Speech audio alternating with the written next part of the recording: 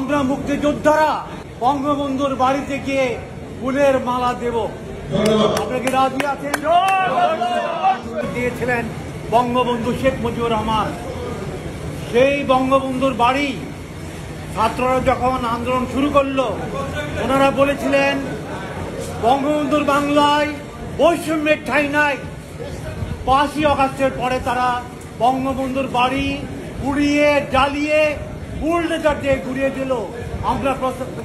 আমরা কোনো প্রতিবাদ করতে পারি নাই।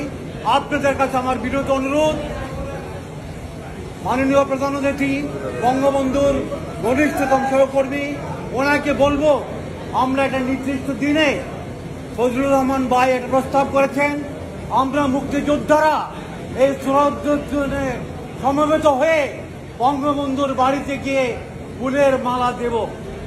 আপনাকে রাজি আছেন?